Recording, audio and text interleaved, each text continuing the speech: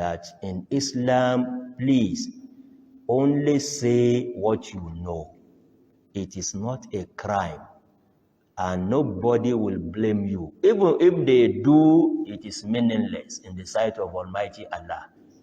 That you said no when you have no knowledge. In fact, that should be honorable.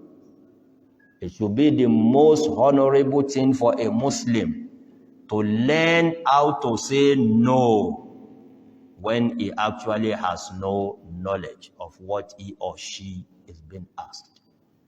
Is very, very important. A lot of factors may lead people into saying yes when they're supposed to say no. But do you know the implication of saying yes when you are to say no?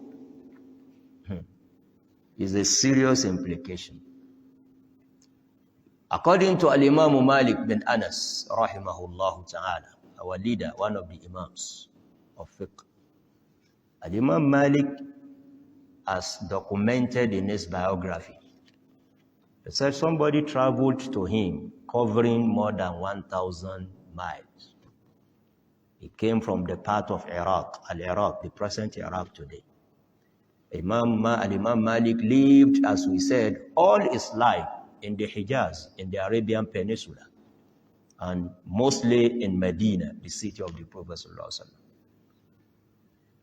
But he was regarded as one of the most knowledgeable people of his time, if not the overall knowledgeable.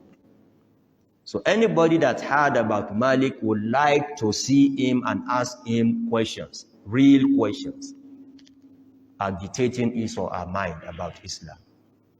Imagine someone traveling for as far as more than 1,000 miles and eventually getting to Medina and eventually being right before Al-Imam Malik. You can imagine the level of happiness and satisfaction. All of a sudden, the biggest surprise of his life occurred to that man. He has been hearing of this name, the Imam, and he had sacrificed a lot in order to be able to reach the Imam. Now he has reached the Imam. He now put forward a number of questions he carried from over 1,000 miles away. Over 1,000 miles. But as I said, the biggest surprise of his life. In one narration, they said he had 40 questions thrown to Al-Imam Malik. And Malik only answered 4. And in the remaining 36, he will say, La adri, I have no knowledge about that. Malik, rahimahullah ta'ala, answered 4 out of 40 questions. And in the remaining 36 questions, he will simply say, La adri, I don't know. I have no knowledge of that one. Then the man got angry. He couldn't believe what he was hearing. Are you not Malik? Or am I being deceived? Was I taken to another person? Or is someone impersonating Malik? All these questions will naturally come to one's mind. You've heard of that big name, big title.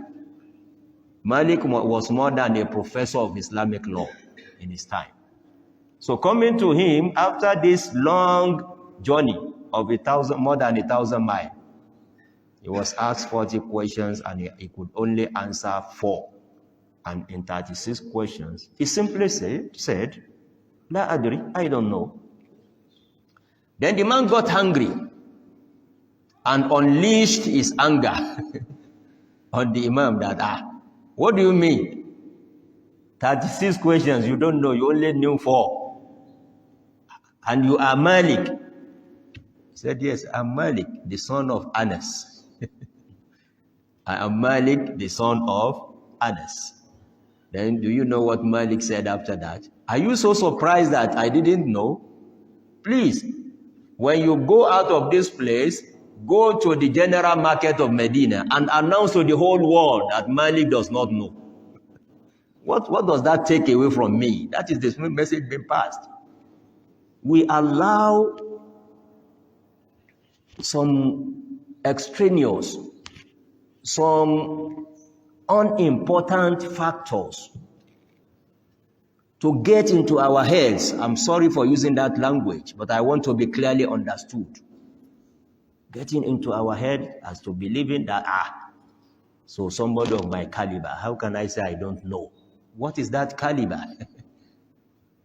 If you know the danger inherent in saying yes when you are supposed to say no, wallah, you will learn to do exactly as Malik did. Nobody is saying say no when you have yes as an answer, no. But in case you don't have an answer, don't allow anything to deceive you. And again, it does not take anything away from you. In fact, since that day, the position, the status of Malik was further elevated. People started documenting this story and telling this to generation after generation. Malik has died more than 1,000 years ago. And here we are at Kuru Jos today, we are still telling the story. That is to show that it does not take anything away from you. Even as a scholar, Malik was a great scholar. And why wouldn't he do that?